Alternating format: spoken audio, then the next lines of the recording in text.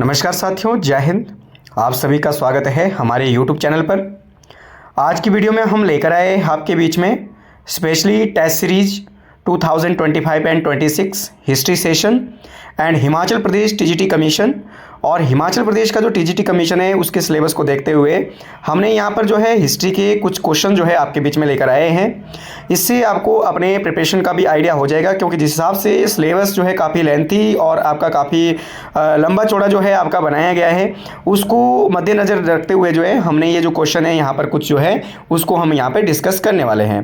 तो दोस्तों, अगर आपको वीडियो अच्छी लगे या क्वेश्चन अच्छे लगे या कंटेंट अच्छा लगे तो चैनल को लाइक और सब्सक्राइब जरूर करें, और अगर आप हमारे चैनल पर नए हैं तो चैनल को लाइक और सब्सक्राइब जरूर करें। तो देखते हैं क्वेश्चन नंबर फर्स्ट। तो क्वेश्चन नंबर फर्स्ट की अगर हम इसमें बात करें तो क्वेश्चन नंबर फर्स्ट हमारे पास दिया गया है यहाँ पर कि इनमें से सबसे प्राचीनतम अभिलेख की पहचान करें, यानी इसमें से कौन से अभिलेख है जो सबसे प्राचीन है।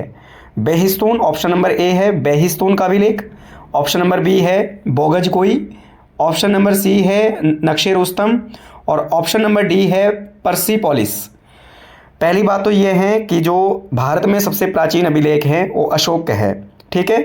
परंतु भारत से अशोक से भी पुराने जो अभिलेख है वो इससे पहले यानी अशोक से भी पहले जब आपके जो ईरानी और हकमानी वंशों का जो हकमानी वंश जो है भारत के अंदर था, तो मध्य एशिया मिडिल एशिया के अंदर जो आपका अफ़गानिस्तान इराक ईरान के अंदर जो है ये जो अभिलेख है वहाँ पर सबसे पहले जो अभिलेख देखने को मिले थे वो आपके किसके थे, डेरियस फर्स्ट के थे। तो इनमें से सबसे जो पुराना अभिलेख है ये आपका option number B is correct answer. Boghazkoi के अभिलेख सबसे पुराने हैं। हालांकि ये सभी अभिलेख जो है डेरियस फर्स्ट के हैं, परंतु डेरियस फर्स्ट के सभी अभिलेखों में से सबसे पुराना बोगजकोई का अभिलेख है, ठीक है। अशोक से भी प्राचीन है ये, ठीक है। तो ये अपना इसका सही आंसर हो जाएगा, ठीक है। क्वेश्चन नंबर सेकेंड की अगर हम बात करें, इनमें से किस वंश के शासकों ने शीशे के सिक्के जारी किए थे, यानी कौन सा ऐसा वंश के शासक थे जिन्होंने शीशे के सिक्के जारी करवाए थे, ठीक है। ऑप्शन नंबर ए है पुष्यभूति वंश, ऑप्शन नंबर बी गुप्त वंश, ऑप्शन नंबर सी गंग वंश और ऑप्शन नंबर डी सातवाहन वंश। तो दोस्तों, शीशे के सिक्के जारी करने वाले जो शासक थे वो कौन से थे इनमें से, तो option number D is correct answer. Satavahana वंशों ने, सातवाहन जो शासक थे तो उनके द्वारा सबसे ज़्यादा जो शीशे के जो सिक्के हैं वो प्रचलित किए गए थे। और सातवाहन वंश की अगर हम बात करें तो सातवाहन वंश का जो संस्थापक था वो था सिमुक। कौन था दोस्तों? सिमुक था, ठीक है। तो ये भी आपने बात ध्यान रख लेनी है। अगला क्वेश्चन यहाँ पर पूछा गया क्वेश्चन नंबर 3 कि न्यूमिस्टेमिक्स किसका अध्ययन है। न्यूमिस्टेमिक्स किसका अध्ययन है, यानी न्यूमिस्टेमिक्स जो स्टडी है उसमें किसके स्टडी को किया जाता है, ठीक है। ऑप्शन नंबर ए पांडुलिपि, अभिलेख, सिक्के या फिर लेख। तो न्यूमिस्टेमिक्स जो है ये किसका एक अध्ययन है, किसका एक स्टडी है, पांडुलिपियों का, अभिलेखों का या सिक्के का। तो दोस्तों, ऑप्शन नंबर बी की अगर हम बात करें अभिलेख, तो अभिलेखों के अध्ययन को एपिग्राफी कहते हैं। क्या कहते हैं? एपिग्राफी। ये ध्यान रखना बात। जबकि सिक्के को अध्ययन को, सिक्के इसका सही आंसर होने वाला है, सिक्के के अध्ययन को न्यूमिस्टेमिक्स कहते हैं, ठीक है। न्यूमिस्टेमिक्स कहा जाता है, तो ये इसका सही आंसर हो जाएगा, ठीक है। क्वेश्चन नंबर 4 की अगर हम बात करें, क्वेश्चन नंबर 4 हमारे पास दिया है सर्वाधिक संख्या में सोने के सिक्के किसके द्वारा प्रचलित किए गए थे। सर्वाधिक संख्या में सोने के सिक्के किसके द्वारा जारी किए गए थे। देखो, सबसे पहली बार सोने के सिक्के इंडो यूनानी शासकों ने चलाए थे, और सबसे ज़्यादा संख्या में जो सोने के सिक्के हैं वो गुप्त शासकों ने चलाए थे, और सबसे ज़्यादा शुद्ध सोने के जो सिक्के हैं वो किसने चलाए थे? कुषाणों ने चलाए थे। तो ये दोनों बातें आपने यहाँ ध्यान रख लेनी है। मैंने क्या कहा, यहाँ से क्वेश्चन बहुत बार जो है आने की यहाँ पर संभावना रहती है कि सबसे ज़्यादा संख्या में यहाँ पर सोने के सिक्के पूछे हैं, तो सॉरी, सबसे ज़्यादा सोने के सिक्के जो है कुषाणों ने ही नहीं बल्कि गुप्तों ने चलाए थे। तो गुप्त इसका सही आंसर हो जाएगा। कुषाणों ने सोने के सिक्के जरूर चलाए थे, परंतु सोने के जो सिक्के हैं उन्होंने वो सर्वाधिक संख्या में नहीं बल्कि शुद्ध जो सोने के सिक्के हैं वो कुषाणों ने चलाए थे। और सबसे पहली बात जो है, सबसे पहली बार भारत में सोने के सिक्के जो जारी किए थे वो इंडो यूनानी शासकों ने चलाए थे। क्वेश्चन नंबर 5 की अगर हम बात करें, ऋग्वेद का 7वां मंडल किससे संबंधित है। ऋग्वेद का जो सातवां, हालांकि जो ऋग्वेद है उसमें 1028 सूक्त हैं, 10,552 मंत्र हैं और उसमें 10 मंडल है। ठीक है, तो इन 10 मंडलों के जो रचयिता हैं यहाँ पर दिए गए हैं विश्वामित्र, अत्रि, भारद्वाज और आपके जो है वशिष्ठ। तो इसका सही आंसर होने वाला है ऑप्शन नंबर डी, यानी वशिष्ठ। वशिष्ठ जो है 7वें मंडल के रचयिता है, 6ठे मंडल के हैं भारद्वाज, 5वें मंडल के हैं अत्रि और विश्वामित्र जो है ये 3रे मंडल के हैं। विश्वामित्र किस मंडल के हैं दोस्तों? 3रे मंडल के। ठीक है, तो ये ध्यान रख लेना है यहाँ पर आपने। यहाँ से भी वैदिक काल से क्वेश्चन आएगा, स्पेशली टीजीटी जो आर्ट्स है कमीशन है हिमाचल के अंदर जो अभी होने वाली परीक्षा है। ठीक है, तो वहाँ से जिस हिसाब से उसका सिलेबस जो है यहाँ पर रिलीज किया गया है, उसके पॉइंट ऑफ व्यू को देखते हुए हमने ये जो मॉक टेस्ट सीरीज है वो तैयार की है। अगर आपको वीडियो पसंद आए और आपको कंटेंट अच्छा लगे तो चैनल को लाइक और सब्सक्राइब जरूर करें। चलिए आगे देखते हैं। क्वेश्चन नंबर 6, क्वेश्चन नंबर 6 में पूछा गया है किस वेद को कर्मकांड प्रधान कहा जाता है, यानी कौन सा ऐसा वेद है जिसमें आपके जो है कर्म और कांड के बारे में जो है बात की गई है, यज्ञों के बारे में बात की गई हैं, बलियों के बारे में बात की गई है। ठीक है, तो ऑप्शन है सामवेद, अथर्ववेद, यजुर्वेद या सभी। तो इसका जो सही आंसर होने वाला है दोस्तों सामवेद, अथर्ववेद और यजुर्वेद। यजुर्वेद को आपका जो है कर्मकांड प्रधान वेद कहा जाता है। क्या कहते हैं इसको? कर्मकांड प्रधान वेद किसे कहते हैं? यजुर्वेद को। ठीक है, तो ये आपने ध्यान रख लेना है। क्वेश्चन नंबर नेक्स्ट है हमारे पास 7वां क्वेश्चन है पंचविश और षड्विश किस एक वेद के ब्राह्मण ग्रंथ है। जैसे कि आपको पता ही होगा, अगर आपने हिस्ट्री के आप स्टूडेंट हो तो आपने प्रिपरेशन करने के साथ साथ ये भी पढ़ा होगा कि प्रत्येक वेद का एक उपवेद होता है, प्रत्येक वेद के अपने उपनिषद होते हैं और प्रत्येक वेद का अपना एक ब्राह्मण ग्रंथ भी होता है। तो यहाँ पर बात की गई है कि पंचविश और षड्विश किस वेद का एक ब्राह्मण ग्रंथ है। सामवेद, ऋग्वेद, अथर्ववेद या फिर गंधर्ववेद। तो पंचविश और षड्विश जो है वो किसका ब्राह्मण ग्रंथ है? सामवेद का। किसका है दोस्तों? सामवेद का। तो सामवेद इज करेक्ट आंसर। अथर्वव्यू कौन है? क्वेश्चन नंबर 8, अथर्वव्यू कौन है? सामवेद के ज्ञाता हैं, यजुर्वेद के उच्चारण करता है, ऋग्वेद के रचनाकार है या इनमें से कोई नहीं है।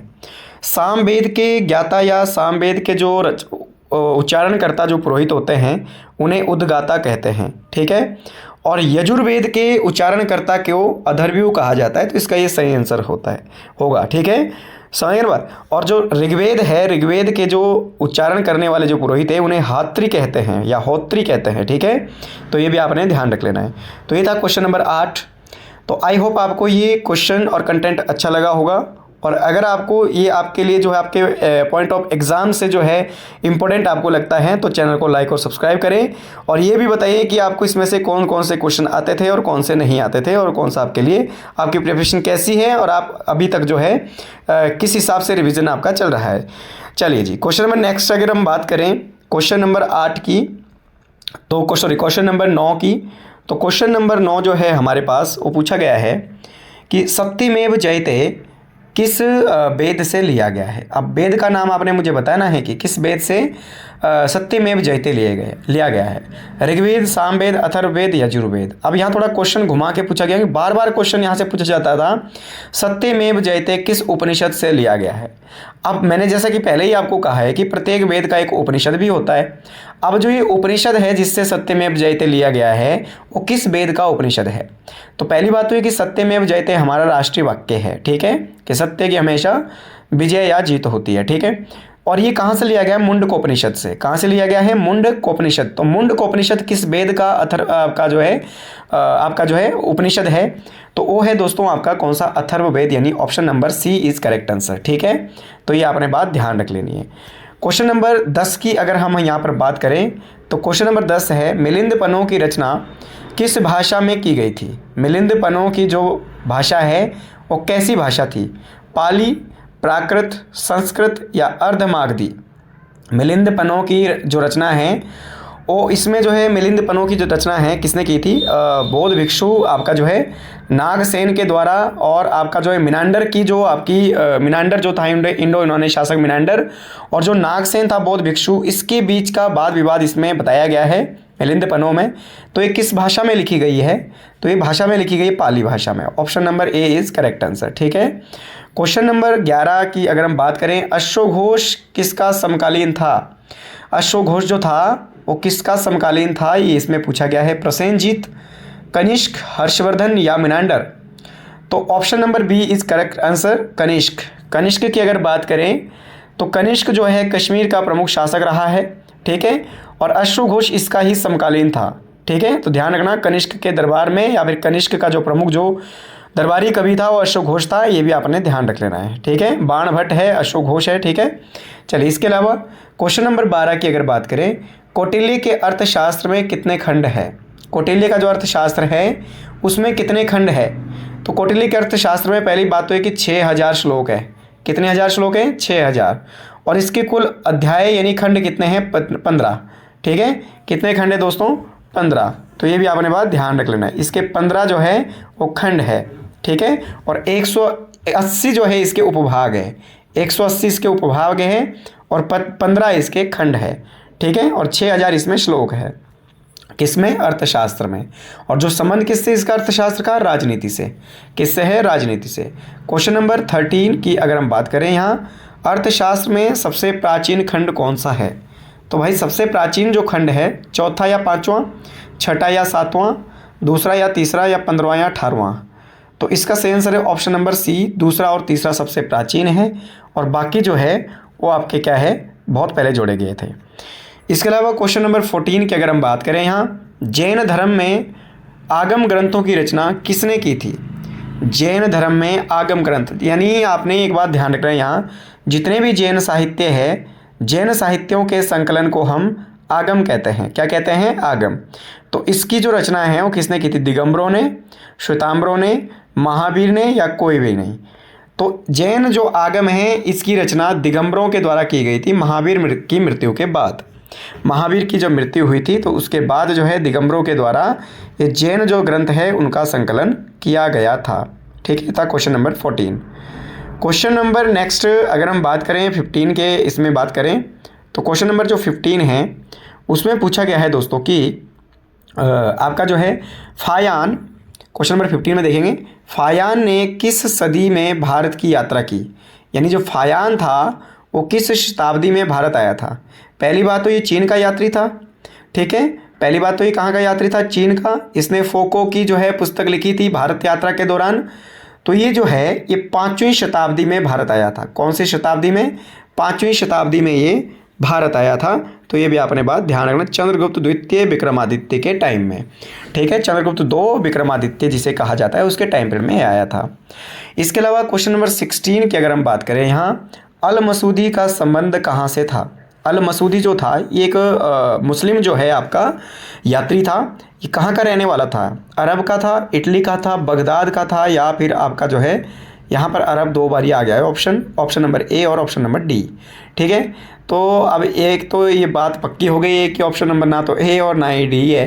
ठीक है, तो इसका सही आंसर होने वाला है ऑप्शन नंबर सी, यानी बगदाद। बगदाद का ये यात्री था जो आपका जो है भारत आया था, और इसने क्या है भारत की राजनीतिक व्यवस्था, आर्थिक व्यवस्था और धार्मिक व्यवस्था के बारे में प्रकाश डाला है। ठीक है, क्वेश्चन नंबर 17 की अगर बात करें तो कश्मीर की राजवंशों का क्रमबद्ध उल्लेख सबसे पहले किसने किया था।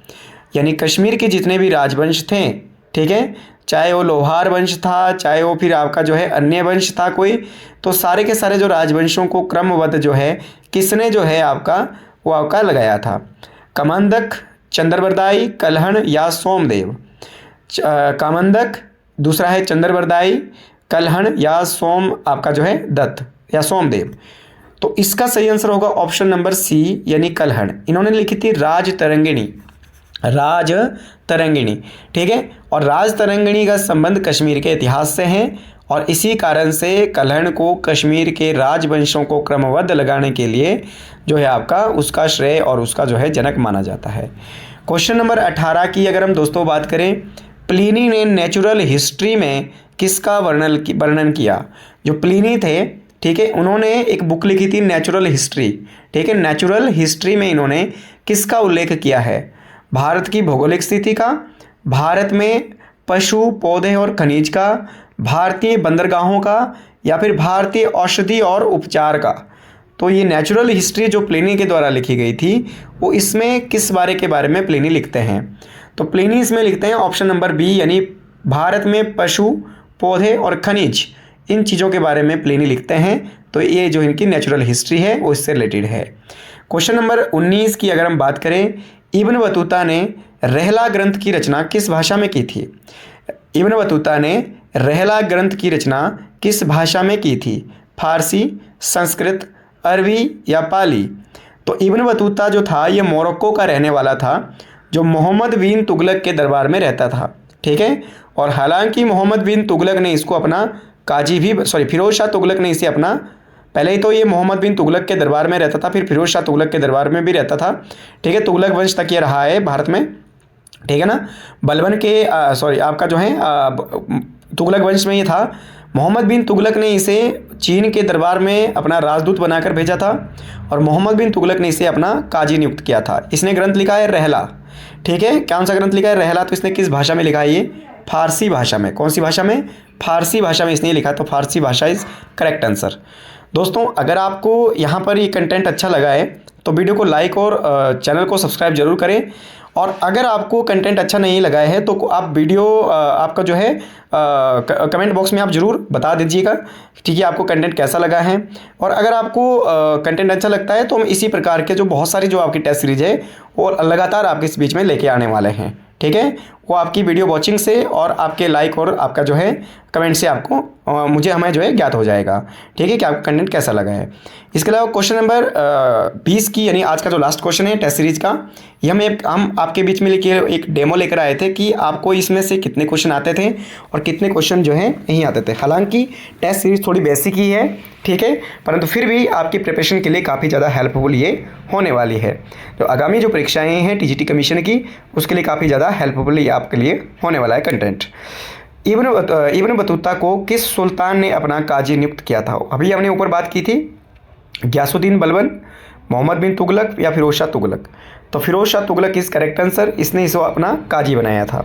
तो दोस्तों, आई होप आपको वीडियो पसंद आई होगी, और अगर आपको वीडियो पसंद आई है तो चैनल को लाइक और सब्सक्राइब जरूर करें और लगातार अपनी प्रिपरेशन को बनाए रखें। जिस हिसाब से सिलेबस को यहाँ पर रिलीज़ कर दिया गया है टीजीटी आपका जो है टीजीटी कमीशन आर्ट्स का, ठीक है, टीजीटी आर्ट्स का जो कमीशन है उसका, और अभी जो 15 से 17 तक टीजीटी मेडिकल और 25 से लेकर 27 तक जो है दिसंबर तक जो है टीजीटी नॉन मेडिकल का जो एग्ज़ाम आपका जो है उसकी जो डेट आपकी रिलीज़ कर दी गई है। उसके लिए भी सभी लोग अभी से लगातार आपका जो है अपनी जो प्रिपरेशन है वो खूब आपकी जो है जारी रखें। अभी आपके पास अभी भी 1 मंथ है, ठीक है, लगभग 20 से 25 दिन है अभी आपके पास, तो अभी आप अपनी प्रिपरेशन को जारी रख सकते हैं। इसी के साथ मिलते हैं दोस्तों नेक्स्ट वीडियो के साथ। जय हिंद, जय भारत, जय हिमाचल।